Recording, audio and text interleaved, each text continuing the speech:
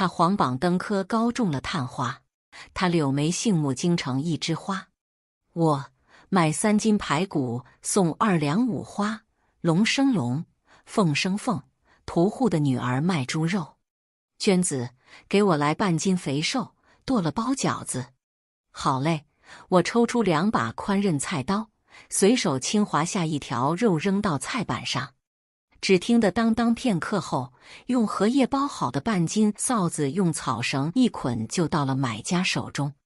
婶子，今个是啥好日子？我伸手接过几枚铜钱，扔进板凳上的木匣里。你瞧瞧你这记性！李婶朝着不远处的地方努努嘴。我恍然大悟，想必是放黄榜的来了。我赶紧脱下围裙，从匣子里数了10个铜板，就往外跑。爹，我出去一趟。又干嘛去？我爹扛着半条猪腿探出身子来看。放黄榜了，我笑着高声回道。我的青梅竹马宁致远曾经是县里最年轻的秀才，他此生的愿望就是考取功名入朝为官，实现他治国平天下的理想。为天地立心，为生民立命，为往圣继绝学，为万世开太平。但好像他的运气不是很好，成为秀才后又考了多年都没有得到过太好的名次。人人都劝他不要钻牛角尖了，比他小上许多的生员都当了县丞，他却连个乡试的资格都未取得。我也想不通为什么学政巡回举行的科考成绩每次都很不错，但一到了秋闱却屡屡名落孙山。黄榜前人山人海，我挽起袖子深吸一口气往里挤，让一让，看完就走，别在这堵着。娟子，又来给你家男人看榜。我正往前挤着，却被人一把搭住肩膀。我定睛一看，是县里讨人嫌的碎嘴子。少在这胡说八道，今天没工夫搭理你。我瞪了一眼他，然后装作不小心狠狠踩上他的脚背。他吃痛地咒骂了我一句，然后尖着嗓子嘲讽：这么多年宁秀才都不来，这自讨没趣了。你这个没过门的媳妇倒是上心，我好不容易挤到最前排，没空理这碎嘴子。最要紧的是赶紧看榜单。正午的阳光有些刺眼，我眯缝着眼在一排排小字中搜寻着。我看见了宁致远3个字赫然在列。我把满是汗和油的手往裤子上抹了抹，揉了揉眼睛后又仔仔细细看了一遍。中了，中了！我轻声呢喃着，然后转身就往出挤。我一边跑一边喊着：中了，中了！他中了，因为跑得太快，路上还摔了一跤。等我赶到宁家门口的时候，已经上气不接下气。宁致远从房中出来，看我摔得一身黄土，慌张地扶我坐在院子里的板凳上，要去给我倒水喝。我哪里还有心思管这些？我一把拉住他的袖子：中了，这也没发烧啊。宁致远摸了摸我的额头，我挥开他的手：哥，你中了，以后就是举人了。宁致远不敢置信，甚至头脑一下子血气上头，往后退了2步。我赶忙起身扶住他，然后宁致远赶紧朝外走，但还没等出门，就被得知喜讯的乡里乡亲们围住，他们纷纷说着恭喜。宁致远此刻终于信了，他真的中举了。他突然哈哈大笑起来，然后一下子晕了过去。举人老爷中暑了，快给抬屋里去！人们七嘴八舌地搀扶着宁致远往屋里去。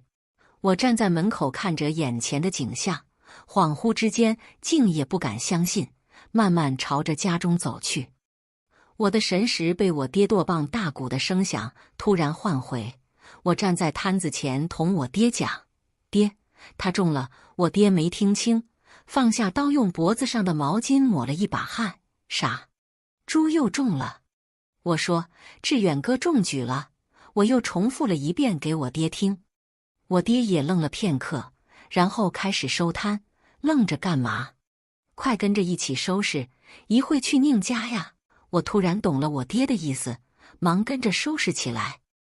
我今年已经22岁了，别人家的姑娘15岁就开始相看人家，而我和宁致远的事，在我18岁的时候才定下来，但婚事一直拖着。以宁致远的话讲，他说现在娶我便是拖累我跟他过苦日子，等他高中那日一定八抬大轿风光迎我过门。我进屋换上一身干净衣裳，将脸擦得干干净净，将发丝全部梳起，还偷偷用了一点从隔壁姐姐那里拿的口脂。我望着同一条巷子里的小姐妹纷纷嫁人，我坐在门槛上看着一个个大红花轿从我家的门前过，如今坐在花轿里的人终于可以是我了。我爹用草绳提着半扇排骨站在门口，一脸喜气地喊我：“闺女，走喽！”我和我爹赶到宁家的时候，宁致远他娘坐在椅子上，周围的人奉承不断，他笑得合不拢嘴。宁家婶子，恭喜恭喜！我爹的大嗓门将所有人的注意力都吸引过来。有人说，丁屠户好眼光，会演香的此良婿。我爹不太适应别人的恭维，只是笑着把排骨拿去厨房挂起来。见我们两家有事要商量，各位邻里也识趣的散去了。隔壁同我玩得好的吴氏走前轻轻拉了我的衣角，看看宁致远又看看我，然后掩着嘴偷笑。被他这么一打去，我的脸霎时间烧起来，低着头看着地上裂缝的青石砖。宁婶招呼我和我爹坐下，她笑着拉着我的手：“娟子是个好姑娘，对我们家致远的心那是没得说，都是好孩子。致远也是我从小看着长大的。隔壁那几个小子还玩泥巴的时候，致远就是远近闻名的神童，天生就是读书的材料。”我爹把缺茶的白瓷碗里的水一饮而尽。宁婶说着说着，开始用手背抹眼泪。这么多年得亏大哥你家帮衬，我一寡妇带着半大小子日子不好过，饭都吃不起了，还读的哪门子书？我忙把手绢递过去。您这话说的不是见外了，都熬过去了，以后的日子都会越来越好的。对对对，你看挺好的日子，我哭什么哭？宁婶一直拉着我的手不放。宁致远神色淡然，看样子是已经彻底接受了这件事。我偷偷用眼神去瞄他，他感觉到后也看过来。我爹是一个直肠子，开门见山的就提起了我们俩的婚事。如果是旁的姑娘，一定会故作娇羞，但我心里比我爹还有数，都22岁的我已经等不起了。我知道宁婶一直都很喜欢我，她连忙说：“这本就该是我们这边提，依我看就在入冬前就把酒席办了吧。”但宁致远却满眼歉意地看着我，现在只是过了乡试，马上就要接着准备会试了。我爹沉默地坐在那里不说话，我只能尴尬地笑了2声缓解气氛。那肯定还是考试要紧，这是不急的。宁婶很是不赞同地反驳宁致远的说辞：“娟子迟早都要进门的，这哪里影响你读书了？”我爹这暴脾气直接就起身要走。如今您是举人老爷了，我一杀猪家的姑娘自然是攀不上了。我连忙拉着我爹，让他坐下来，心平气和地说：“这是要做什么？”宁婶一听我爹的话，脸色顿时变了，阴着脸问宁致远：“致远，你心里是这么想的吗？”宁致远连忙摆手解释：“丁叔娘，你们想哪去了？”最后宁致远说了好大一通话，2个人的气才慢慢消下去。他说如果过了会试便能得了一官半职，那时候我进门就是官夫人了，这样牌面看起来更气派。我们自小一起长大，感情自然深厚，因为我不争气白白拖累他，如今有了能给他更好生活的机会，我想拼一次。宁致远认真地看着我，他的眼睛澄澈明亮，好像阳光照射下的清泉。最后看着天色已经不早了，我便拉着我爹赶紧告辞，一路上我爹都在叹着气。我笑着打趣我爹：“怎么？担心你女儿我嫁不出去了？”还没等我爹接话，一个人突然搭上我爹的肩膀插话：“哎，你看看你这个凶巴巴的样子，咱爹能不愁吗？”一边去，我看着眼前这个人笑起来，他手里拎着只烧鸡，还有一小坛酒。阿年咋回来了？看这样子又壮实了。我爹拍着眼前这个半大小子的肩膀，眼里满是欣慰。阿年是我爹捡来的弃婴，捡来的时候我娘还没过世。他说既然是赶着年关来的孩子，那就叫丁逢年吧，小名阿年。就这样，我莫名其妙的有了一个与我相差4岁的弟弟。我问我娘，为什么弟弟的名字那么好听？凭着哪门子我要叫娟子？我娘说我在她肚子里就是个不安生的性子，整整折腾了她一整夜，好不容易才将我生下来。她让我爹给我起名字，我爹说外头的月亮又大又圆，好像一个刚出锅的黄金烧饼，所以孩子不如叫丁烧饼。说到这里，我娘笑得岔气。我开始寻思，女孩子叫丁月也很好听，没成想能叫烧饼。最后还是邻居的说书先生挽救了我这个没读过书的爹起的破名字。先生说，婵娟也有月亮的意思，但愿人长久，千里共婵娟。姐，听说志远哥成了举人，这回我回来就能喝上你的喜酒了吧？阿年笑着打趣我道。我眼看着我爹的脸色不好，连忙岔开话题：“回去我炒2个小菜，你陪着爹好好喝一壶。”阿年是木匠学徒，只在家里待了1天，说师傅那还有活，得赶紧回去才行。然后我的日子便又恢复了往日那样。宁致远继续读他的圣贤书，我接着卖我的猪肉。后来宁致远收拾好行囊，准备进京去赶考。临走前，我爹掏出几贯铜钱，不由分说塞进了他的手里。路途远，用钱的地方多，他再三推拒，但拗不过我爹，只得感激地收下。他同我讲，等我回来。我说好。又过了几个月，我等来了一个好消息和一个坏消息。好消息是宁致远高中探花，坏消息是他即将迎娶光禄寺少卿的千金。我问爹，那我呢？我爹说，上岸第1件，先斩意中人。我成了县里的头等大笑话，说我傻的，说我贪的，说我执迷不醒的，说我毫无自知之明的。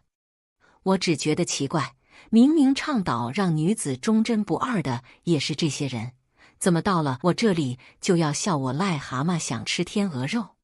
就因为宁致远高中了探花，身份上与我天差地别，如此所有的错就都在我身上了。人往高处走，水往低处流，我能理解他的做法，但我很难原谅。所有人都以为宁致远不会再回来了，毕竟留在京城里的日子可是这小县城比不了的。可宁致远他偏偏回来了，同他一同回来的还有光禄寺少卿及其女。这小子还有脸回来，我爹气的就要去宁家上门讨个说法。我拽住我爹不让他去。我爹不顾我的劝阻，娟子你松手，我倒是要去问问他还知道廉耻吗？我怒喝一声，够了，这件事已经人尽皆知了，你闹过去除了让人看笑话，什么都解决不了。我们2人正在屋内争执不下时，有人站在大门外喊了一句我的名字，婵娟，我回来了。宁致远就站在我的不远处，他身上的衣服已然不是洗得发白、打着补丁的旧衣裳了，而是上等的月白色绸缎上绣着青竹暗纹。我的眼眶有些湿润，我强忍着不让自己哭出来。你还知道回来？他向我一步步走过来，抬起手摸了摸我的发顶。我们约好的。一个个脑袋从大门后偷偷探出来，句句都说着探花郎的有情有义。刚才还暴怒的我爹也笑呵呵的让宁致远进来坐下来喝水。如果不提那位京城的大人和他的女儿，那我的确是多年的深情等来了最好的结果。宁致远刚坐下来，宁婶就带着我们县城最有名的媒婆上了门。媒婆一进门就笑得合不拢嘴的高声道贺：“丁老弟，今儿个我张老太先给您道个喜，咱们娟姑娘好事将近了。”我爹看见张媒婆笑着迎上去，他很是满意宁家的态度。快进来坐。张媒婆喝了口水后便说：“咱们探花郎近日就要走马上任，官至正五品，娟子可是要享福喽。”但后来这些事我越听越不对劲儿。张媒婆一直话里话外提的都是京城来的大人的嫡长女品行如何疏良，脾气如何宽和，这些与我何关呢？袁大人说了，探花郎是至情之人，如今虽跃上龙门，但绝不能忘本，同意抬娟子做平妻。张媒婆终于把今天来的目的挑明了。我冷冷地开口：“让我去做小老婆，是这个意思不？”张媒婆连忙拿话来找补：“小老婆那是妾，娟子你可是平妻，这妻妾怎么能一样呢？”宁婶坐在一旁，窘迫的一直搓着手。我一开始就不同意，这算怎么一回事？但京城的老爷，我爹沉默不语，不知道在想什么。我算是看明白了，宁致远既想要巴结上京城的大人物，又不想落人口舌，最后不如一起娶进门，可是两全其美了。送客以后也不必来了，我起身下了逐客令，但除了我以外，所有人依旧坐着。好，你们不走，我走可以了吧？我往外走了2步，回过头来与宁致远四目相对，他站起身来跟上我。我们2人一言不发，沿着堤坝慢慢走着。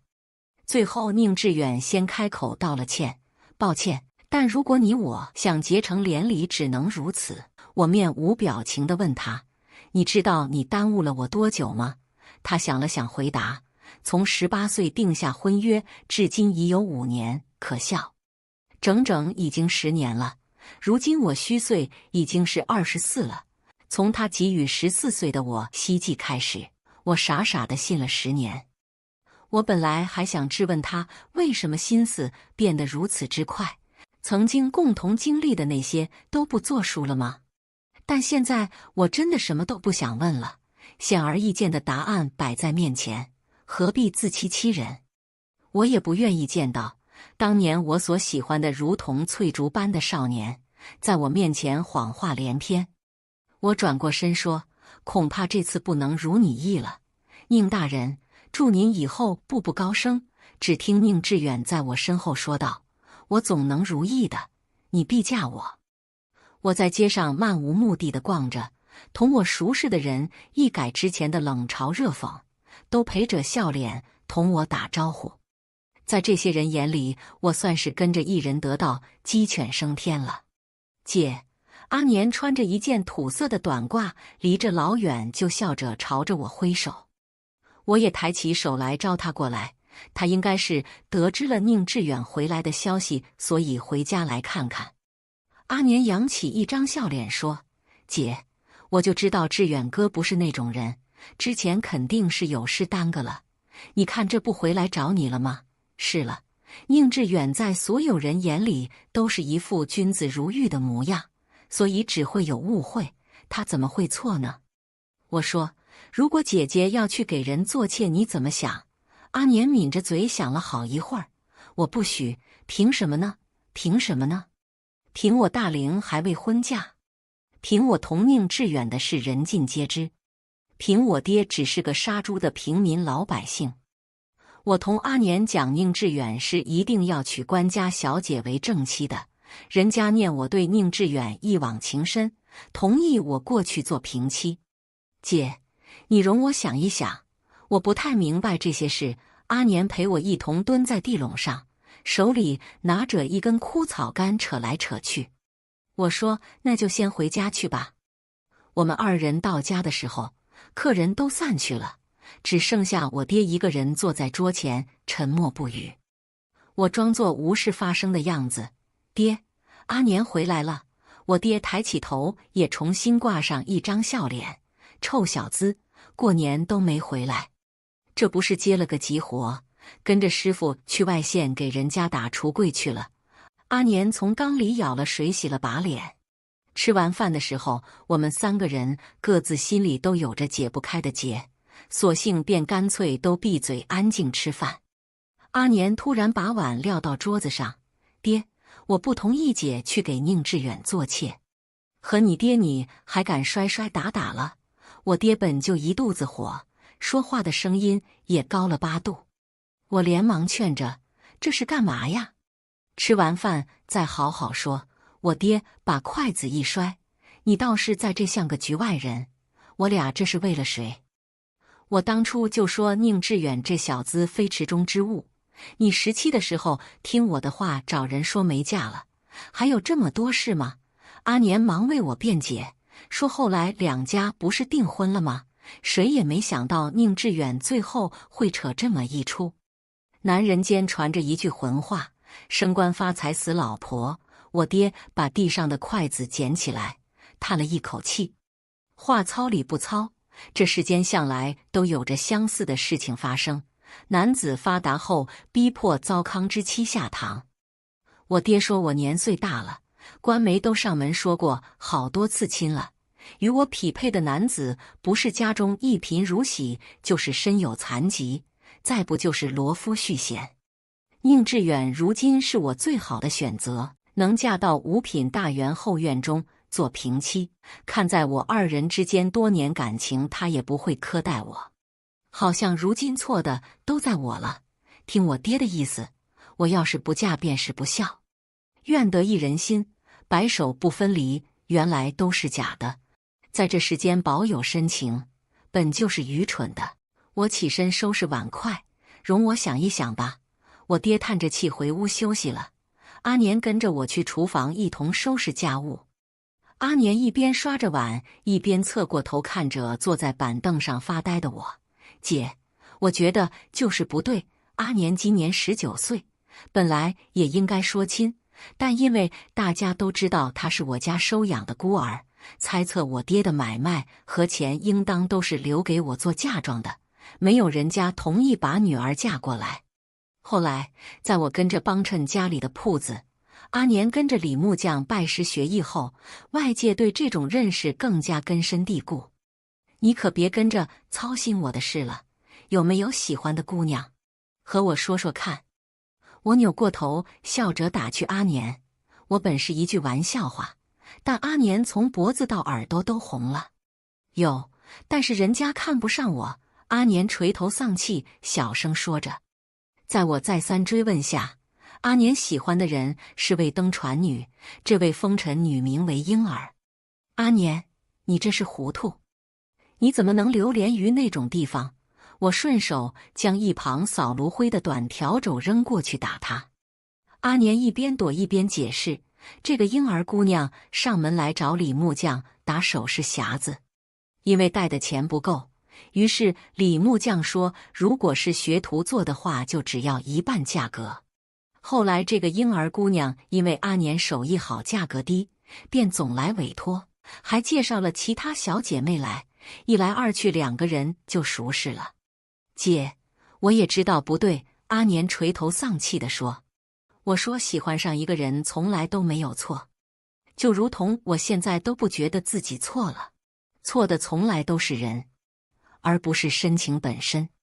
从京城来的袁晶晶上门来找我，我本应当不给这个人好脸色瞧，毕竟他明知道宁致远有了未婚妻，却还是插足了我们的感情。但袁晶晶长得太漂亮了，她的美毫无攻击力，像晨曦露珠般清澈干净，没有人真的会憎恨这样的人。在她面前的我自惭形秽，我突然能理解为什么宁致远会要娶这位袁小姐了。不只为她的仕途，可能也是有着瞬间的心动吧。可以进去说话吗？袁晶晶浅浅一笑。我慌忙点点头，然后将她请进来。那个，家里只有白水，没有茶叶，您喝得惯吗？袁晶晶说，不必麻烦了，我浅谈几句就走。袁晶晶让自己的丫鬟出去等着，自己要私下里和我说几句话。开门见山地说，我不会依照我爹的意思嫁给宁致远。袁晶晶坐在我跟前，声音柔柔的。袁晶晶说，宁致远既然能如此待我，那未来有一天是不是也会如此待他？宁致远并非他的良人，虽然无论是相貌还是学识都是一等一的，但他更看重的是一个人的人品。我说，父母之命，媒妁之言，如何能由你做主？此事并非你应该关心的，我只是来提醒你万事小心。宁致远心悦于你，此事不假，但男子永远更爱他们自己。袁晶晶只是说了这句模棱两可的话后，便带着丫鬟走了。他说的其他事我都没听懂，我只明白宁致远如今心里还是有我的，哪怕他遇见了袁晶晶这种一等一的大美人后，也没变心。如今的一切如果都是因为仕途他不得已，那我是不是应该再同他好好谈谈？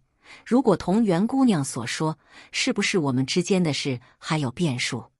于是我匆匆往宁家赶去。外院的门是开着的，但里屋的门是虚掩着。我本不想偷听，但里面的人说话声音并未放低。娟子，如果不同意，那就算了吧。是咱们家对不起人家姑娘，白白耽误人家这些年来。这句话是宁婶说的，语气中带有一些哽咽。宁致远很坚定地说，我一定要娶她。此事并非无回旋，那女子年岁已大，不如先哄着说娶她当正妻，在这小地方办了婚事，直接带到京城。此时木已成舟，一个男人轻飘飘地如此说着。站在门口的我，在这料峭的春寒中，只觉得从内而外的发冷。如果这时候宁致远但凡说一句否认的话，我都不会如此悲痛，可他一言不发，像是默许了。原来袁晶晶让我万事小心的意思在此。明明我才是宁致远20余年的青梅竹马，但我怎么现在一点都不了解他了，都没有袁小姐更了解这个人。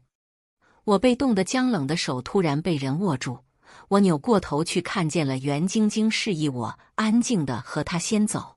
他带我去了一个他所住的驿站，他让丫鬟给我倒了一杯热茶暖暖身子，然后嗤笑道，这种事我见得多了，我爹的门生多是寒门子弟，这个手段百试百灵。我的身子逐渐暖和起来，但心还是如坠冰窖般，他好像变得像是另外一个人。袁晶晶说，人在巨大的利益面前都会变样，或许说只有直面欲望时人才是最真实的，平日只是披着伦理道德的虚假的面孔。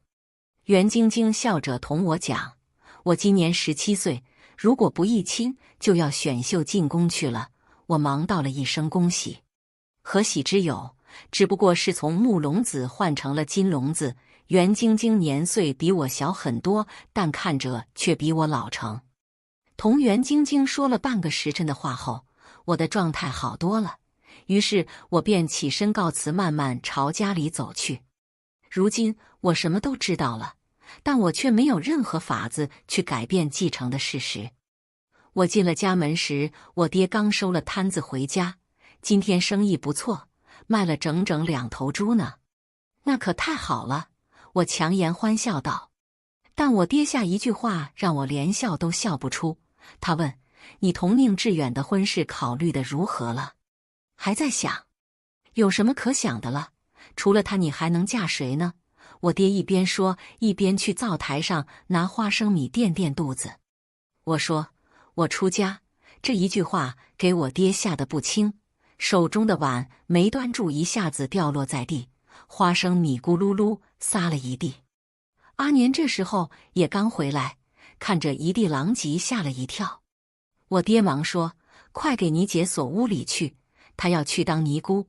阿年手忙脚乱把我往里屋拽。姐，这可使不得，因为我无心的一句话，我被彻底关了禁闭。总说哪个贵人看上了哪个穷姑娘，愿意娶回家中做贵妾，但从来没人问女子愿不愿意。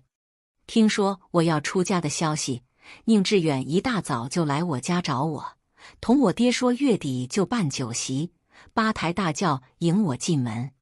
娟子，听见没有？咱不用当侧室了，听爹的话，安生嫁了吧。我爹端着一碗蒸好的梅菜扣肉进到我房里。我爹说当尼姑的吃素，我这种馋嘴子当不来。为了彻底打消我出家的心思，顿顿都给我做肉吃。爹，你先出去，我和致远哥说两句话。我坐在床上听见我爹的话，只觉得心寒。看着我爹出去后，宁致远想把门关上，但被我制止了。我看着宁致远的眼睛开口：为什么非我不可呢？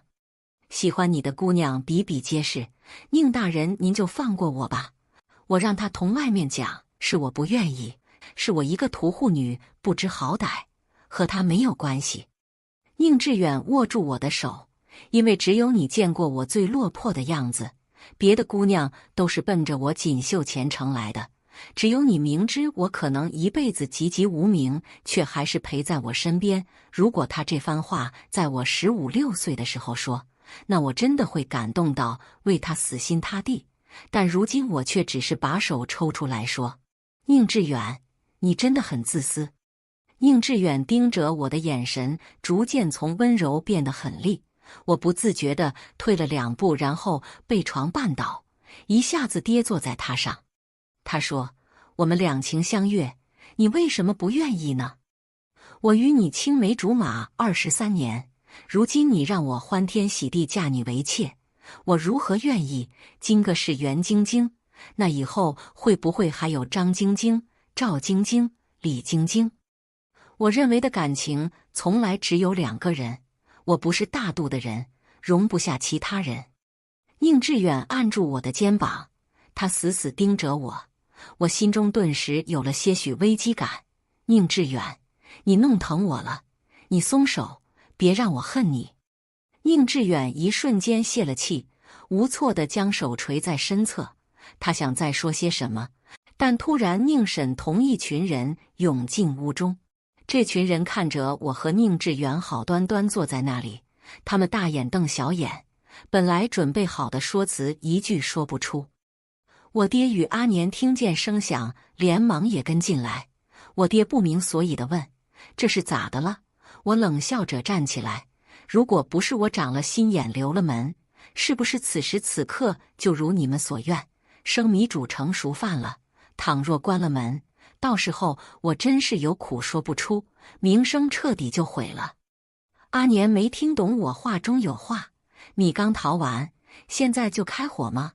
我爹一个过来人突然反应过来，一个箭步上前就揪住了宁致远的前襟。你个畜生，你想要毁了娟子吗？宁婶等人见状赶紧去劝架，一个婆子说：这是朝廷命官，丁屠户你可动不得。我娘去世后，你便把我当成半个女儿看待。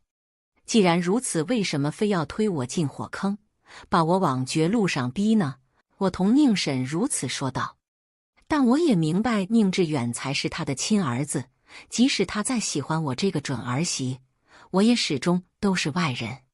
见我往出走，阿年连忙跟上，见我一把拿起院内剔骨的尖刀后，他撕心裂肺地喊着：姐，你别想不开。所有人被我一心求死的眼神吓住了，不想生惹是非的3、3、2、2都脚底抹上油走了。阿年离我最近，他急得眼眶都红了。姐，你说不嫁就不嫁，大不了就在家待一辈子。对对对，咱们不嫁人了。我爹也跟着附和着。我用尖刀抵住脖子，厉声道：宁致远，我不想嫁你，你明白了吗？宁致远看着我连说了3个好字，搀扶着吓坏了的宁婶离开了。直到他们走了好一会儿，我才把刀扔在地上。阿年跑过来，赶紧把刀拿走，放得远远的。我爹站在那里连声叹气，然后突然就直挺挺地倒下了。我爹因为急火攻心，一下子病倒了。大夫说我爹顿顿喝酒吃肉，平日里脾气又暴，得了这种病太正常不过了。外头都说是我这个不孝女给我爹气病的，可怜我娘去世的早，没好好教我妇道。别听外头那帮三姑六婆瞎说，要气也是叫那宁小子给我气的。我爹如今的状态好多了，都能下地随便溜达了。宁志远自那天之后并未再来找我，而是收拾家里的东西，带着他娘上京赴任去了。袁氏父女自然也没了留下的道理，也跟着一起返京了。如果说之前官媒还会来劝我去给人做续弦当继母，听说了我生猛的性子后，连来都不敢来，我也图了一个清静。既然如今我也很难说了人家，我爹经过这么一通事，也想开了。我爹现在不止让我在摊子前卖肉，开始教我一些屠宰的本事，至少让我以后有个手艺养活自己。在有了新的八卦后，关于我的闲言碎语慢慢也就平静了下来。毕竟这县里只有我这一家卖猪肉的，大家抬头不见低头见的，以后还是要相处的。阿年的手艺愈发精湛了，那日雕了一只栩栩如生的木头小鸟，谁看了都夸可爱。姐，你说我送给婴儿，他会开心吗？阿年手掌里托着可爱的小玩意，坐在一边看我剁猪脚。我让他要思春就上那头去，我这忙得头打后脑勺的，没工夫听他讲故事。阿年喜欢的姑娘我也打听过，天生一副好嗓子，所以起名为婴儿。说起来也是一个可怜人，自小就被卖来做这行，现在年纪也不过16岁。阿年给我算过一笔账，大概他出师后还得打2年的柜子才能把婴儿赎出来。姐，你给我分析分析，你说婴儿还能等得起吗？等你个大头鬼！要是有哪个有钱的老爷看上婴儿，就算婴儿愿意等这穷小子慢慢打跪，人家老鸨可等不起。你说咱家怎么净出反骨？这事你少和爹提，别再让他生气加重病情了。我再三嘱咐阿年。我知道了，阿年满口答应道。我眼瞅着我爹鬼鬼祟祟进了里屋，估摸着又在偷摸喝酒了，于是站起来进屋去。爹，你是不是又喝酒了？我爹听见我的脚步声在里面开始鼓捣着藏酒。我没有，我爹的病自从犯过后就一直没好过，连带着腿脚都不利索，更别提拿刀卸肉了。这个摊子如今都是我在照料。又是1年金秋时节，近来猪肉卖得格外的好，因为凡是自家儿郎金榜题名，总会有人来我这里买上些许荤腥。曾经的我总是拼了命地挤进人群中去看那张黄榜，那张黄榜总是那样大，字却小得令人看不清。如今我远远站着，却发现那不过是很普通的小小一张告示，可它却如同照妖镜一样映射出人生百态来，是人是鬼都在阳光之下无处遁形。万般皆下品，唯有读书高。但真的是所有人都适合走这条路吗？入朝为官真的才是人生圆满的唯一途径吗？像我爹一样做一个好屠户不好吗？像阿年一样想成为一名好木匠就不是正道吗？如果大街上都是想当官的人，那才是不正常的事吧？但估计只有我一人如此想，毕竟我是女子中的异类。普通人大概没人会在杀猪时来想这种奇怪的事情。我的日子就这样简简单单地过了下去，直到入了冬，我爹出门喝酒摔了一跤，人就没了。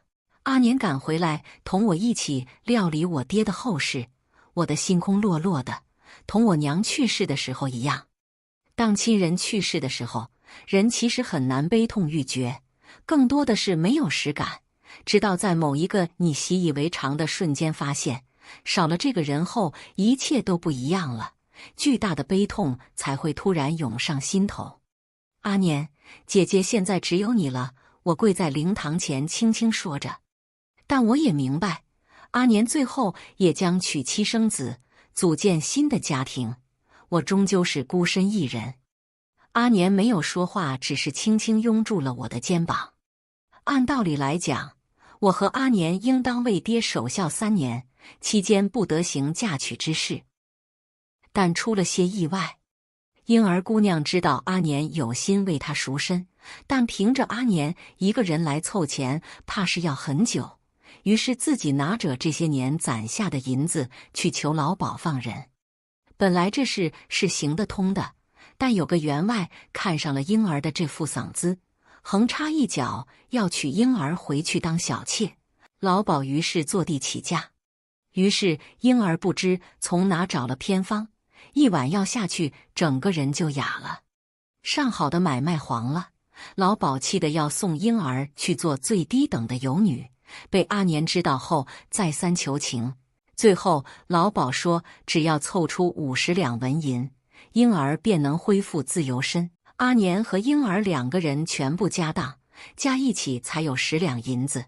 阿年于是便来求我。我问他真的想好了吗？家里的摊子1年到头才能攒下5两银子，如今张口就是40两，接回来的还是个哑了的船女。姐，我给你打欠条，这钱我不白拿。阿年直接就给我跪下来。好，男子汉只跪天跪地跪父母，希望以后你都记得你今日给我这一跪，因为之前爹生病花了不少钱，办丧事也是不小的开销。说实话，家中并没有40两现钱。于是我同阿年商量，把宅子卖了后，我俩连同婴儿一起离开这儿，去一个新的地方重新开始生活。此后，在遥远的一个县里，一个姓丁的木匠带着自己的媳妇和丧夫的姐姐定居在一处小院里。丁木匠做的一手好活，丁寡妇杀的一手好猪。漂亮的小媳妇总是坐在门前害羞地笑着不发一声。我和阿年还有婴儿赶着年关来到这个偏远的地方，四处打听，才找到一处小院落脚。我说等过完年我再去找活，如今手头还算宽裕，先筹备东西过年吧。婴儿如今完全失去了声音，我和阿年平时只能看着他的口型和手势来猜测他的意思。我让阿年去集市上采买年货，我和婴儿留在家中打扫卫生。我见过最好看的女子，就是之前有过几面之缘的袁小姐。婴儿比她自然是比不得，但也算是一个小美女，笑起来的时候眼睛弯弯，很是可爱。我打扫累了，于是便坐下来休息，也让婴儿别忙了。你觉得真的值吗？哑了嗓子只为能嫁给一个木匠。婴儿给我端过来一碗水，听见我问他话，只是拼命的点头。我同他说，我15、16岁的时候，也有一个能够为之义无反顾的人。我当时以为我这辈子非他不可，但是后来我们都长大了，他变了，我也变了。婴儿坐在一旁静静地听着，然后用手蘸着水在桌子上写了一个多字。你是说你见过很多这样的事吗？婴儿点了点头，用手点了点胸口的位置，应当是说好多人都因此心碎。也是，你应当是见过很多，可你最后还是选择跟阿年走了。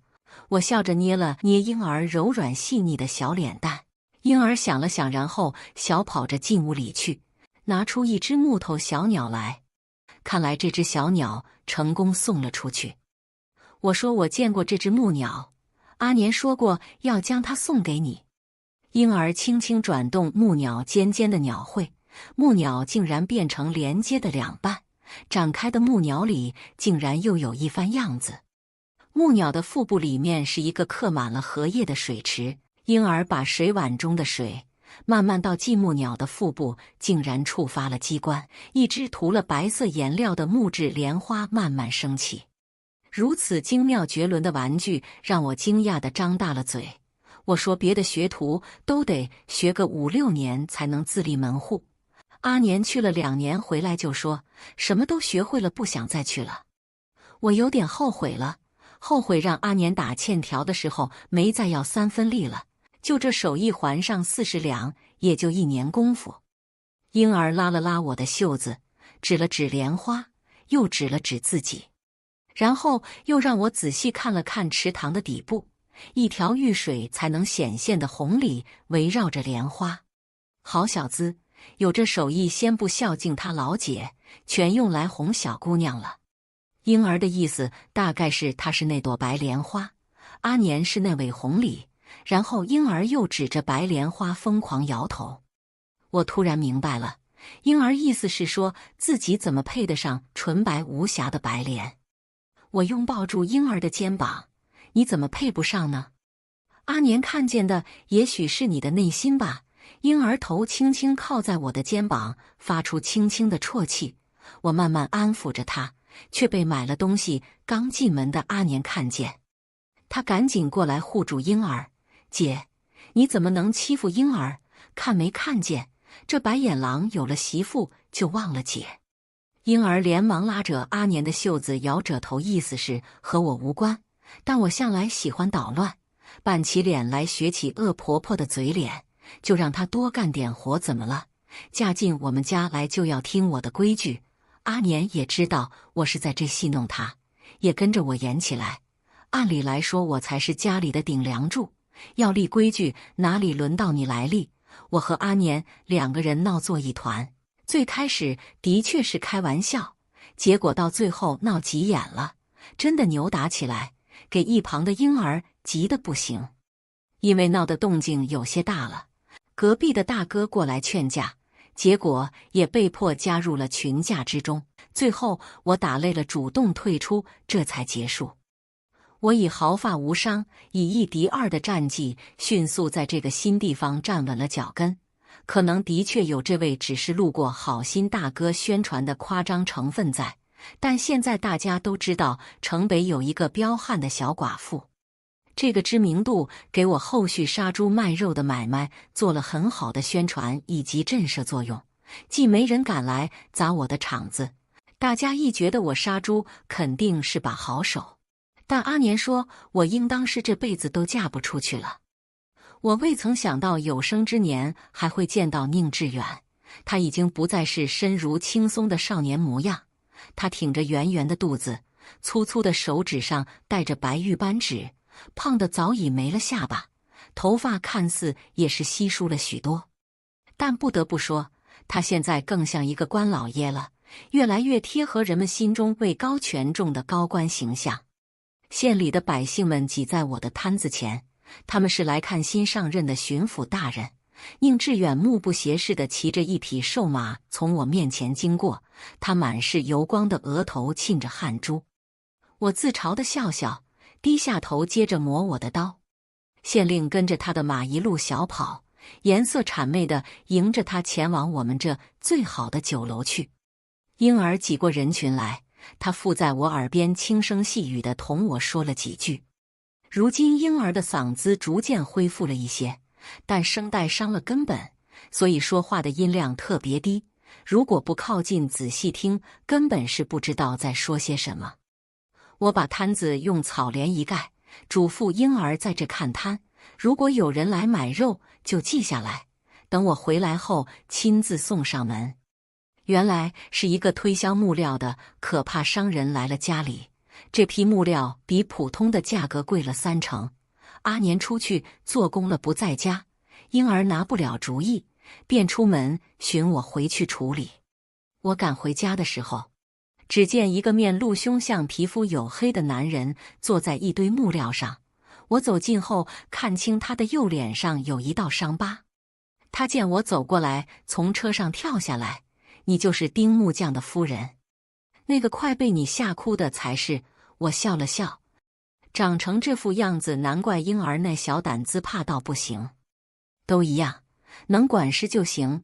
他从车上拿下一块木头，拿出别在腰上的小斧头，把木头劈开。我仔细看了看木头纹理，又上手摸了摸木头的触感，确认了一下木头的湿度，这批的确是上等货。我拍掉手上的木屑，价格还能谈吗？这价格我已经是低卖了，如果不是听说新上任的巡抚大人来了这，还能便宜了你们？男人如此说道。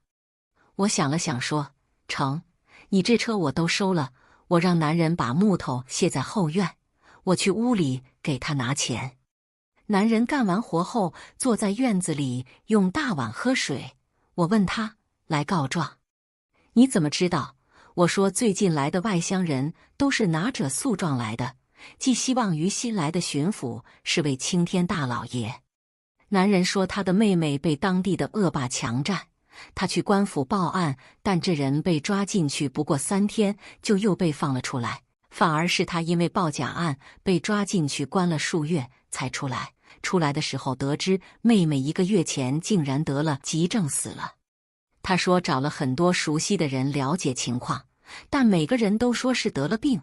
最后还是一个打棺材的老主顾偷偷告诉他，他看见过尸体，应当是被活活打死的。他隐忍的怒气使得这张脸看起来更加可怖。这世道还有公道可言吗？前后2气，我并未接话，而是客客气气的送客。男人点了点头便离开了。我回到摊子的时候，阿年正同婴儿一起站在那里。看见我后，阿年脸色大变。姐，我看见宁致远了。我说我知道，我也看见了。阿年问我怎么办，我笑着说，什么叫怎么办？如今他一个从2品的巡抚，早就不把我们放在眼里了。阿年神色紧张。可是我去县令家送货的时候遇到他了，他向我问及你了。我问阿年是如何回答的。阿年说，丈夫暴毙而亡，守了寡，如今自立门户，支了摊子。我说这便是最后的结果了，他不会再找我了。最近我们这个小地方挤满了外地人，每个人都满怀心事，或是愤怒，或是悲戚。衙门的鸣冤鼓都被敲破了面，连夜赶工换上了新鼓，可出来的人无一例外都是垂头丧气。婴儿说，来的都是一些可怜人，但恐怕都只能打碎牙往肚子里咽了。后来衙门重新变得冷清，这些人匆匆的来，又匆匆的走。别看衙门冷清，酒楼倒是热闹非凡。几位官老爷每日推杯换盏，歌舞升平，谈笑间就又决定了几件大事。婴儿叹息着，这世上真的没有青天了吗？脚下踩着钱权2字才能够到青天白日，然而上去后左右也寻不到公里，见的是更大的钱权。后来又过了半月，得了个消息说城门口正在低价出售木材，据说这批货出手的原因是这位商人杀了人，这是一批无主的货。我和阿年赶到的时候正在行刑，把道路挤得水泄不通。我远远的就认出了那个人是不久前来卖木头的刀疤脸。人们在底下嘀嘀咕咕，这人长得就像杀人犯，据说捅了王员外的儿子17刀呢。又有人说，巡抚大人才来数日就斩凶犯，是位好官。几位婆娘说这巡抚夫人长得奇丑无比，哪怕穿着绫罗绸缎也惹人发笑。但因为人家命好，有个1品大员的爹，所以嫁给了当年的探花郎。我听后只当是个笑话，如若真的论起来，命好的不是平步青云的探花郎吗？只是娶了妻便改了命。只是不曾想，这位探花郎从一位白鹤少年，到如今自堕污泥，将刀斩向自己年轻时的理想。宁致远无意间与人群中的我四目相对，忽梦少时惊鸿。他马上收回了视线，我也迅速撇开了眼睛。拖着日渐衰老沉重的身躯，我们早已不敢去再寻曾经，相见只剩狼狈与难堪。手起刀落，银光乍现，在惊呼中这一切成了定局。缘起，院中。番外，婴儿。我12岁被卖上了船，14岁开始唱小曲，15岁接了客。船上的姐姐说，我们这一生都会在船上飘飘荡荡，无根无情。我和别的姑娘相比不算多漂亮，唯得了一副好嗓子，像是夜莺一般。虽说是上不了台面的行当，但也有自己的规矩在的。长得漂亮只是门槛，要听话，要嘴甜，更要留得住男人的心。沂水阁是傍水而建的青楼，分为主楼、主船、半船以及夜船。姑娘们都住在主楼，但只有花魁和大概10位花银、花服在这里服侍，20位花颜、花女们在主船中。半船的是一些姿色和才艺都平平的姑娘，夜船则都是犯了错或上了年纪的。我凭着一副好嗓子，从半船提到了主船。王妈妈说，只要我听话，即使做不到主楼中，这里能收到的礼物也是数都数不清的。我温顺地点着头。从15岁我忍着恶心接客开始，我就已经对我这一生绝望了。上不上主楼有什么关系？王妈妈说的没错，主船的客人都很大方，虽然因为王妈妈的规定并不能直接赠送银两，但送的首饰礼物却都可以尽数接受。我的小姐妹告诉我说，可以去找李木匠打一个首饰匣。李木匠打量了我2眼，便看透了我的身份，直接推荐给我在船女中很流行的款式，上好的木材和精致的雕花，价格也很是昂贵。我因为带着的钱不够，又被那种轻蔑的眼神看着，又气又急。这时，一个个子高大、皮肤黝黑的少年走出来说：“如果让他这个学徒来做，就可以只要1半价格。”我连忙答应下来。他细细问了我的一些喜好，于是约定3天后来取货。我本以为收到的会是一个很朴素的首饰匣，但是那个匣子的精美程度足以称之为工艺品，栩栩如生的藤蔓与花朵仿佛从木头中生长出来。你不喜欢吗？见我一直不说话，少年紧张地搓着手，仿佛做错了事情。只要这些钱就可以了吗？我看着他，我也开始紧张，心想不会被人讹了吧？他连忙点头，当然，也不是什么好料子，只有一些工艺费。我给过钱，拿起首饰匣向他道谢，但是他又叫住我，问我的名字。婴儿，沂水楼的婴儿。我看着他红起的耳朵，如此说道。我心里自嘲地想，我果然还是有一些姿色的，出门才买些东西都能勾来个男人。罢了，只要有钱来，无论是谁我都接待，我也就出卖身体这点本事了。我漂亮的首饰盒让楼里的大家都很羡慕，于是都问我在哪里做的，我便如实告知。但我给那个小木匠推了这么多单买卖，他倒是一次都没来找过我，看样子是正经人家，估计不愿意与我有什么牵扯吧。要不怎么说是愣头青的傻小子，哪有男人白天来这种地方？和我关系甚好的杜鹃，在我睡得正香的时辰敲我的门，说是有人来找我，他让人进来，那人死都不进来。我穿好衣服，一肚子气，只得下楼去门口看看是哪个。我走出门，看见是那个有过一面之缘的小木匠，他蹲在路边，日头正烤在他后背，也不觉得热。听说你找我，要来的晚上来，我打着哈气说着。他连忙摆摆手，吓得说话都结巴了。不是那种事，特意来谢谢你照顾我生意。然后他看了我几眼，放进我手里一只木头簪子，转身就跑。干嘛呀？这是？我又不吃人。我摊开手看了看手里的簪子，一只快乐的小鸟站在盛开着的桃枝上歌唱，我扑哧一声乐了出来。这人看起来呆头呆脑，手倒是挺巧。经过这事，我有事无事便寻个理由去找他做工，也知道了他的名字叫做阿年。我的小姐妹劝我不要做傻事，男人都是撒谎精，更别提穷男人了。我去过那么多次，如果他屠戮水姻缘，那我也给过他很多机会，可也不知道是真傻还是怎么的，愣头愣脑在那边给我展示他新做的木头玩具。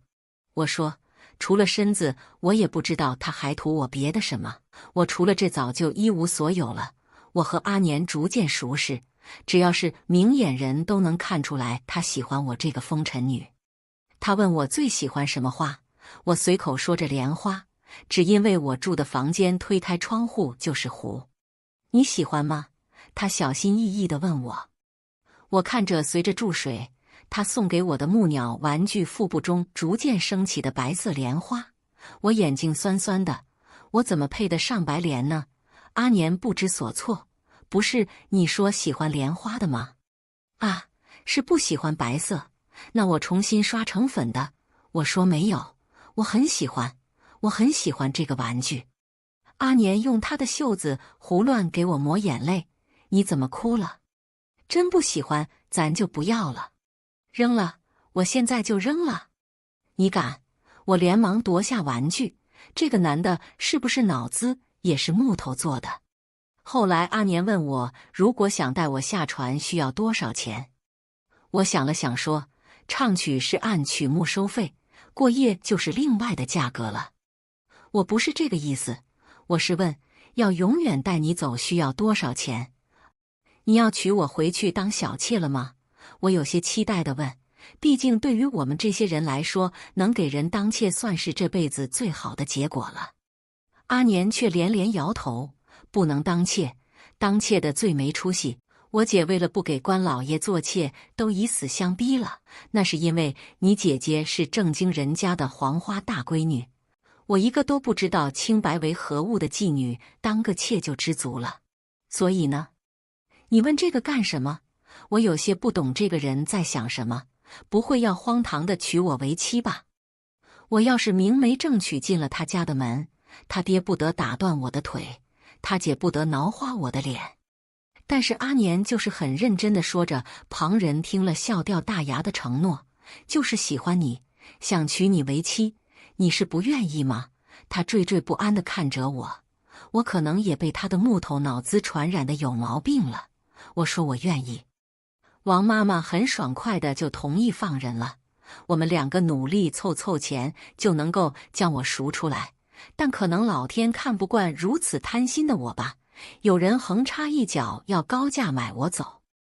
我自知我姿色一般，唯有一副金嗓子指点钱，我想我如果失去了声音，是不是就自由了？但是我如果没有这副歌喉，阿年是不是也不会喜欢我了？我们之间的约定还作数吗？我还是将那碗味道奇怪的药一饮而尽。如果我赌错了，那等待着我的只有一死。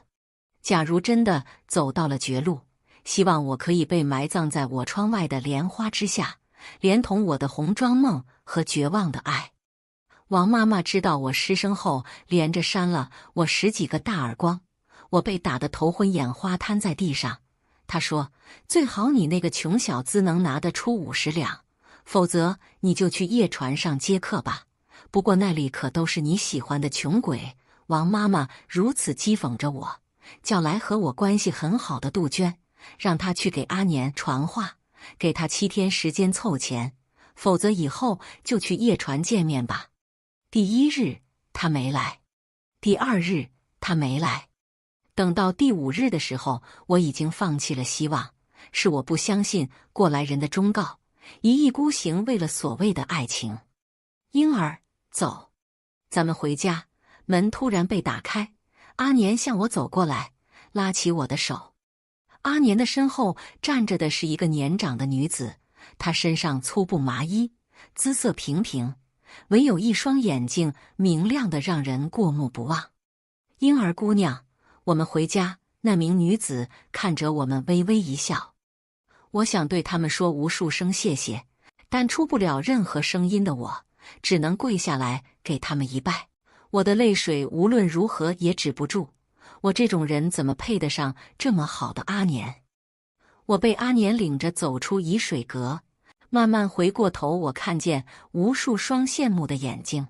王妈妈大吼着，看什么看，一群没脑子的货，以后没米下锅有他哭的，哪怕以后阿年嫌弃我了，喜欢上了别的姑娘，我都能够接受。我的人生中哪怕之后都是苦楚，只要有过今日，那我便知足了。因为阿年的父亲去世，按规矩守孝3年不能嫁娶。但阿年的姐姐说，有什么的？那老头子要是知道阿年娶了你，说不定能气活了。最后在一个简陋的小院里，在窗户上贴了红双喜，给我俩简单置办了2件红衣服。阿年的姐姐在一旁充当司仪，一套流程走过后就算礼成。家里有些困难，委屈你了。在我敬茶的时候，姐姐不知道从哪掏出了一只金手镯给我戴上。阿年见状让我还给姐姐，姐，这是你的嫁妆，我们不能收。你姐这辈子还嫁得出去？姐姐翻了一个白眼，让我好好收着，说这是她父母亲结婚时候的金镯。都是因着我的缘故，他们一家才离开当地来到这个无亲无故的新地方，我欠了这家人太多了。你别瞎想，那帮婆娘们天天说我闲话，我也受不了那破地方了。姐姐说这话的时候正在磨刀，牙齿咬得咯咯作响，看来真的是受了不少气。姐姐是个很厉害的女子，杀得一手好猪，又是一个牙尖嘴利的主，即使是一个女人出摊，也很少有人找她麻烦。阿年则成为了10里8乡手艺最好的木匠，甚至后来要找他做工都要提前3个月开始预约。我则帮着家里做家事，虽然一开始确实经常出乱子，但后来也能够得心应手的独立操持家务了。阿年，你少吃2块肉，你看看你小媳妇一口都没敢吃，姐姐给我夹了1块排骨到我碗里。阿年从饭碗中抬起头，迷茫地看看我，你吃啊？干嘛不吃？家里是杀猪的，有的是肉，家里还有的是木头呢。那你板凳能坐8条腿吗？姐姐又给我夹了块排骨，翻了阿年一个白眼。我笑着赶紧说，我吃的本来就少，为了保持身材习惯吃素。都那么瘦了还保持身材，你看看我这体格，贴上护心毛就能上梁山了。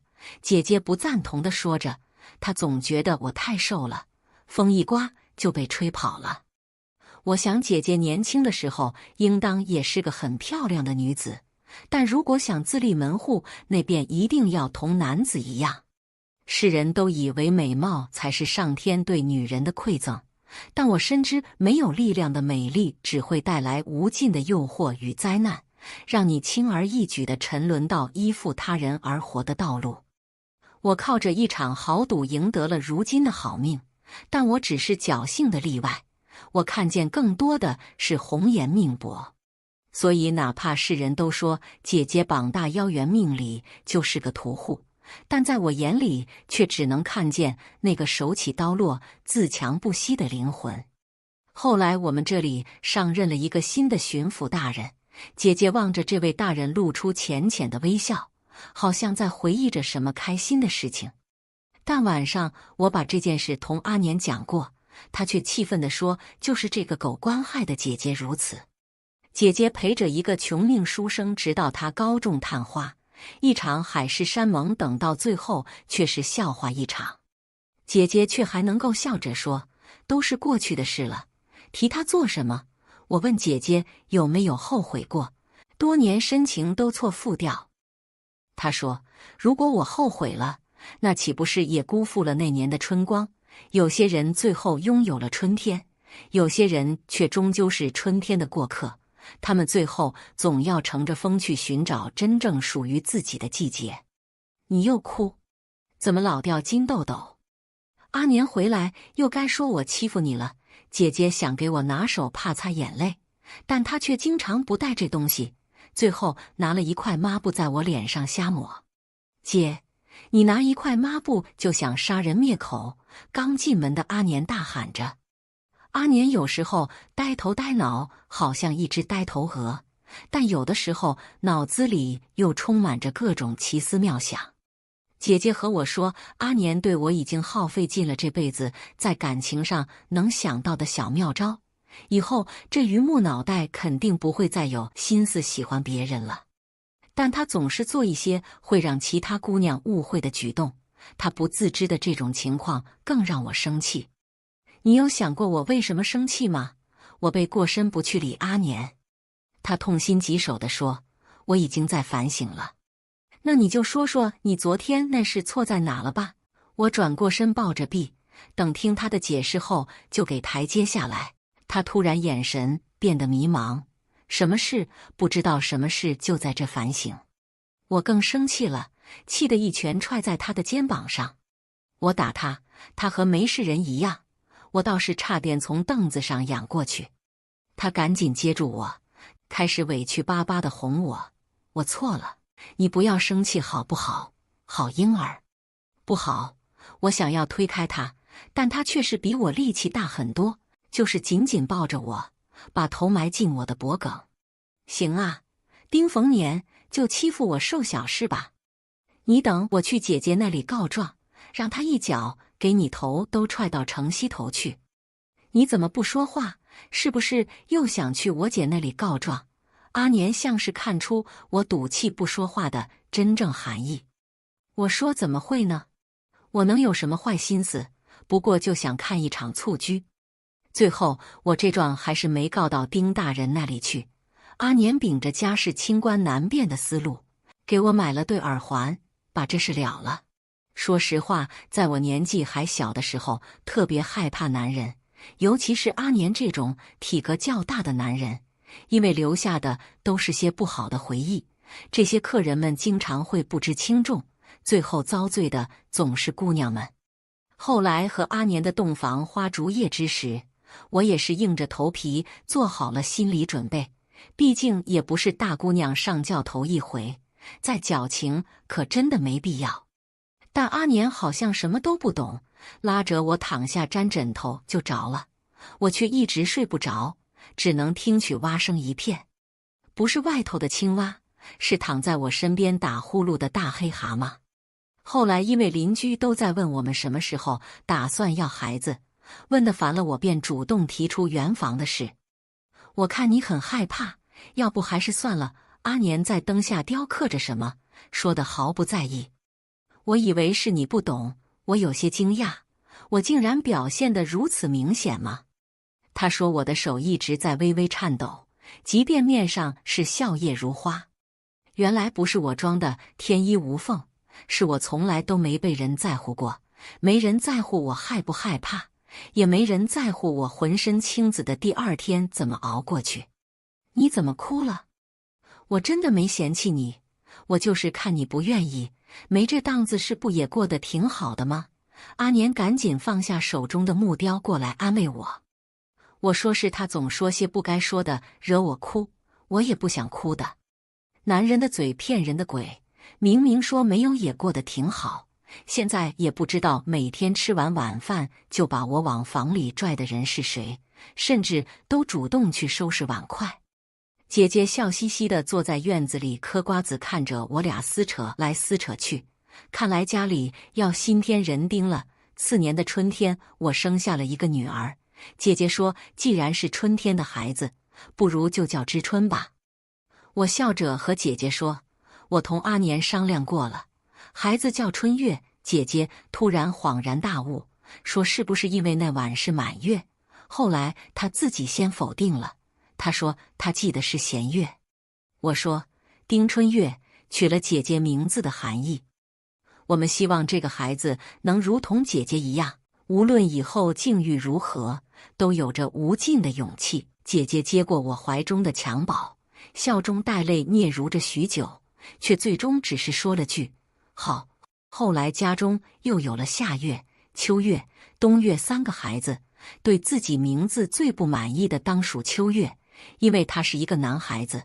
娘，我的名字太女气了。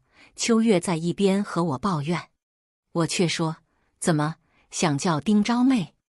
你爹可是满怀欣喜，以为又喜的一女呢，结果是个小子。秋月在一旁不吱声了，然后气鼓鼓地说去找姑姑。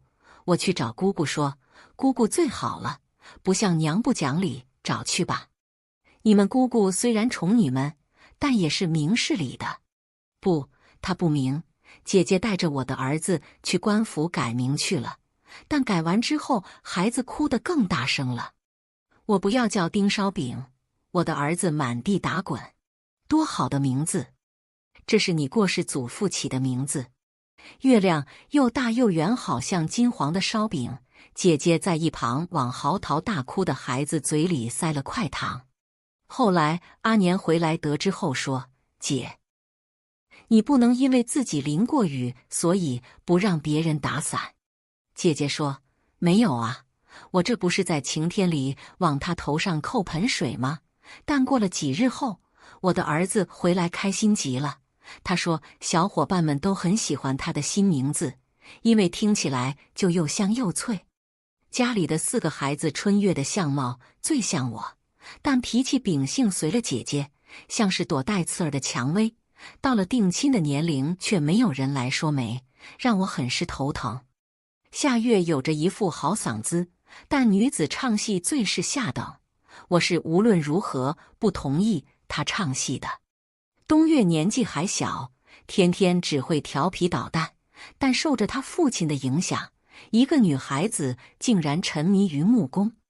至于烧饼，竟然年纪轻轻16岁就高中了探花，但好像因为和阿年一副性子，看不懂人情世故，只回到家这边做了一个小小的7品县令。因为皮肤黝黑，又名字叫烧饼，百姓私底下都叫他黑烧饼老爷。每天到家吃饭，冬月都戏谑着说他哥哥黑老爷回来喽，姐姐也跟着捂嘴笑，没事没事，脸黑心不黑就是好官。后来烧饼因为为官清廉，断案神武，被当今圣上看中，一路高升至宰相。我们一家人都以为在做白日梦，直到举家搬到了京城中。春月那个臭脾气，却没想到颇受京城公子们追捧，最后竟然嫁给了吏部尚书的小儿子。夏月按照各官家有年纪相当的女子必须送去选秀的规矩，最后入宫当了娘娘。按别人来看，烧饼应该是炙手可热的京城良婿，但他却娶了我们一个县与他青梅竹马的田阿花。人人都说当朝宰相娶一个村姑成何体统，烧饼却说阿花说过，就是我被砍头，她都给我守寡。姐姐说这姑娘一听就不一般，两情相悦又有什么不行呢？后来这个叫做阿花的姑娘，经过她的打理，将家中的财富翻了3倍。烧饼得意洋洋地说，还是她有眼光，当时那么多人都不明白阿花的好，娶了阿花，即使以后被罢官，都一辈子衣食无忧。我想最好还是不要有这样一天，你小子给我看着点天子的脸色。我一个青楼女子，只因为一场豪赌，却赢得了如此的一生，我很感谢老天的赏赐，也很感激哪怕被伤害过无数次，却依旧有勇气付以深情的自己。